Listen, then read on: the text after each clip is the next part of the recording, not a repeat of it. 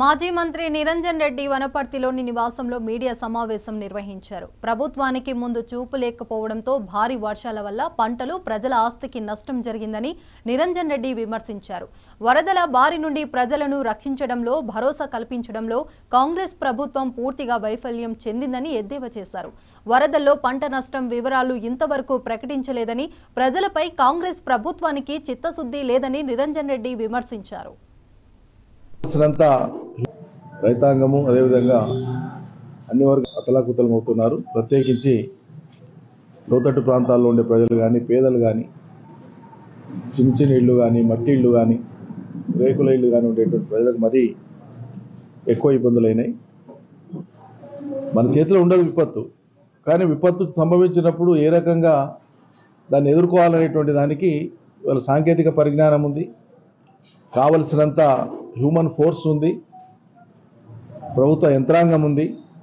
ఇన్ని ఉన్నప్పుడు ప్రజలు ఎక్కడికక్కడ అతలాకుతలమైనటువంటి దీనస్థితి, దైన్యస్థితిని ఎందుకు ఎదుర్కొంటున్నారు?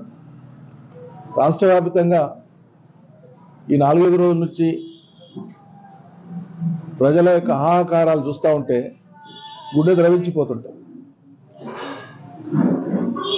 పాపం ఉజ్వల భవిష్యత్తు ఉండేటువంటి ఒక వ్యవసాయ శాస్త్రవేత్త అమ్మాయి, గిరిజన అమ్మాయి, తండ్రి తాను ఒక అంతర్జాతీయ సదస్సుకు హాజరవడానికి విమానాశ్రయానికి చేరుకునేటువంటి ప్రయత్నంలో వాళ్ళ ఊరు నుంచి బయలుదేరితే కారులో వస్తూ ఉంటే కొట్టుకుపోయింది.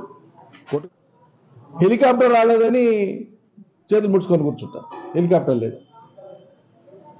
మీ పార్టీ నాయకుల వేడుకలకు, వివాహాలకు, మీ తఫ్రీల కోసం హెలికాప్టర్లు వాడుకోనికి అందుబాటులో ఉంటాయి. ప్రజల ప్రాణాలు కాపాడానికి హెలికాప్టర్లు అందుబాటులో ఉండవు. తప్పుడు వాగ్దానాలు ఇచ్చి ప్రజల్ని ముంచడమే కాదు, మీ అలసత్వం వల్ల కూడా వాళ్ళ రాష్ట్రం అంతా ముంచేసినారు వరదలతో.